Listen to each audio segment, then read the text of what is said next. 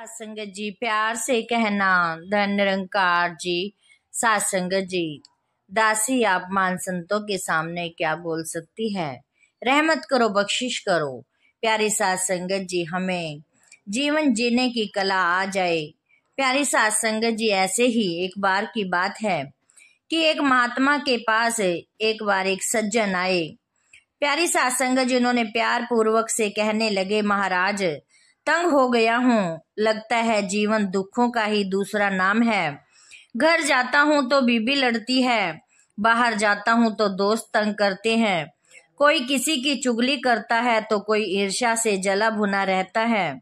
समझ में नहीं आता क्या करूं, जी चाहता है आत्महत्या कर लूं। आखिर क्या लाभ इस दुनिया में रहने का, जहां प्यार का नामो निशान ही नहीं है। कहकर वह चुप हो गए। उसकी आंखों में आंसू भी आ गए थे। सात संगत जी, फिर महात्मा जी बोले, भूखे आदमी से एक बार किसी ने पूछा कि 2 और 2 मिलकर कितने होते हैं। भूखा बोला कि 2 और 2 होते हैं 4 रोटियां। जिस प्रकार सात संगत जी भूखे को हर चीज रोटी नजर आती थी, इसी तरह तुम्हें भी हर कहीं दुख ही दुख नजर आता है। एक कवि आया, वह मुस्कुरा रहा था। सुबह की शीतल ठंडी हवा में उसको विचार उड़ रहा था। वह मुस्कुरा कर बोला, वहां मोती ही मोती, पौधों के ऊपर चांदी के मोती। तभी सामने से एक और आदमी आया। उसके बाल उलझे हुए थे, कुर्ते पर सलवटें ही सलवटें थी, दाढ़ी बड़ी हुई थी और आंखें सूनी थी।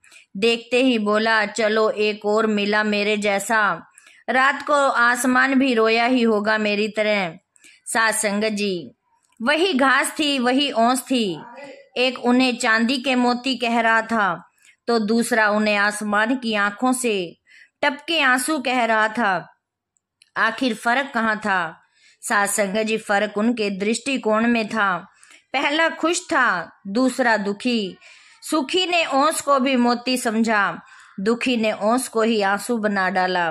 फर्क सिर्फ दृष्टिकोण में था। तुमने जीवन को अभी दूसरे आदमी के दृष्टिकोण से देखा है, यह दृष्टिकोण अधूरा है। कल आना, मैं तुम्हें जीवन जीने की कला सिखाऊंगा। वह बहुत उतावला था। अगले दिन सुबह सवेरे उठकर जल्दी ही पहुंच गया। महात्मा के चरणों में प्रणाम करके बैठ गया। महात्मा जी बोले, जीवन जीने की कला सीखने आए हो? तो वो बोला कि हाँ महाराज। उसने संक्षिप्त में उत्तर दिया, रामघाट पर लगा एक खंबा देखा है। महापुरुष बोले कि जी महाराज, खूब अच्छी तरह देखा है। वह बोला, उसी के पास जाओ, जाकर जितनी स्तुति कर सकते हो उसी स्तंभ को करो, कल फिर आना। कहकर महापुरुष चुप हो गए। वह आदमी सीधा रामघाट की तरफ गया। वहां कोई नहीं था, पास ही नदी बह रही थी, कल कल की आवाज करती। उसने बहती नदी में स्नान किया और स्तंभ की ओर चला गया। पहले स्तंभ के आगे सिर नवाया, तत्पश्चात कहना शुरू कर दिया, हे महान स्तंभ, तुम सद्वृत्तियों का उदय करने वाले हो। तुम्हें ना कोई आंधी उखाड़ सकी, ना तूफान। तुम्हारी जड़ें पाताल तक हैं। लाल पत्थर से बना तुम्हारा शरीर ऐतिहासिक लाल किले से भी सुंदर है। बस इसी तरह परछाएं स्तुतियां करता रहा। शाम हुई तो वह घर चला गया। अगले दिन सुबह सुबह फिर महापुरुषों के चरणों में पहुंच गया।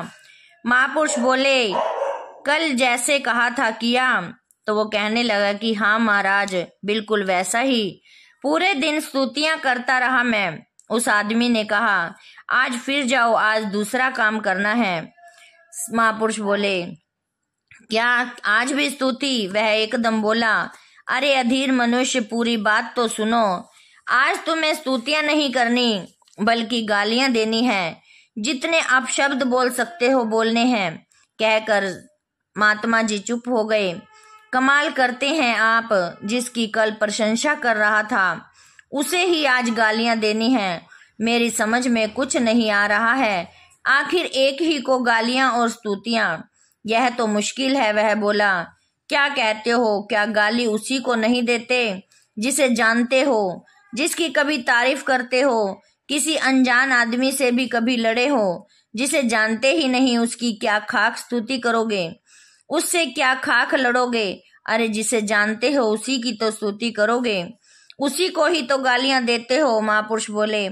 बात उसकी समझ में आ गई थी, इसलिए बिना कुछ कहे ही वो रामघाट चले गए। आज वह नहाया नहीं, बस सीधा खड़ा हो गया और लगा गालियां बकने।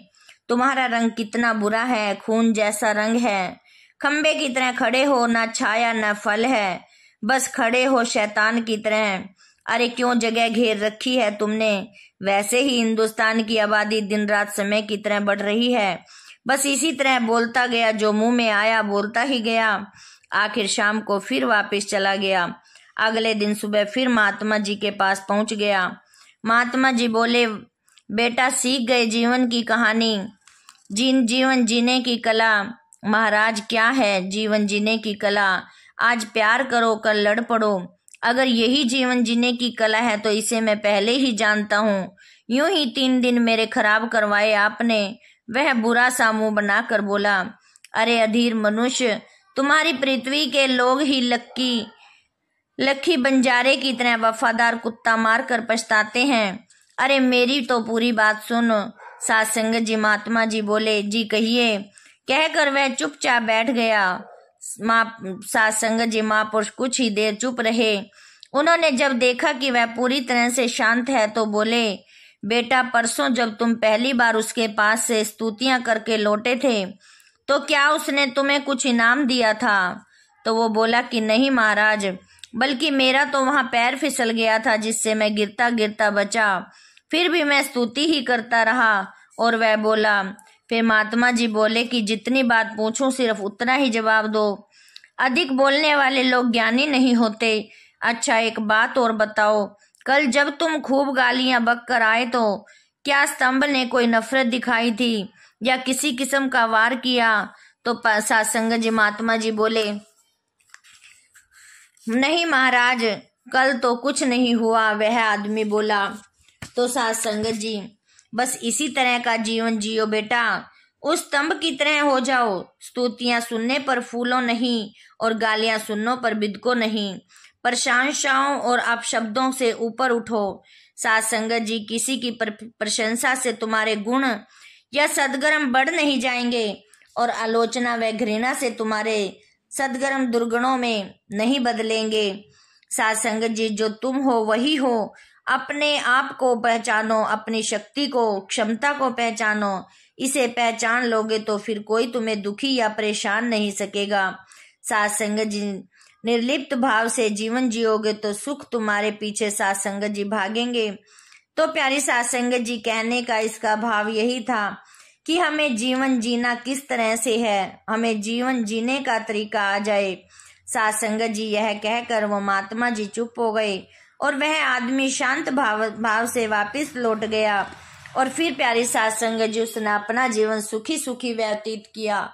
सासंगत जी, यही एक महात्मा और संसारी इंसान में फर्क है कि महात्मा जी पता नहीं कैसे कैसे समझा देते हैं कि हमारे पास कोई और दिमाग ही नहीं होता, हमारे पास कोई जवाब ही नहीं होता।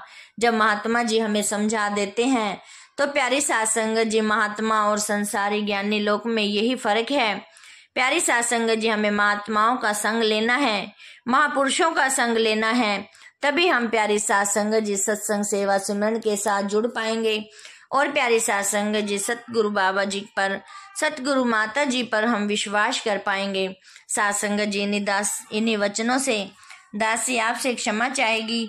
और प्यारी सासंगत जी, दासी के इस चैनल को भी सब्सक्राइब कर देना ताकि प्यारी सासंगत जी दासी आपके साथ जुड़ी रहे। सासंगत जी, प्यार से कहना, धन्य निरंकार।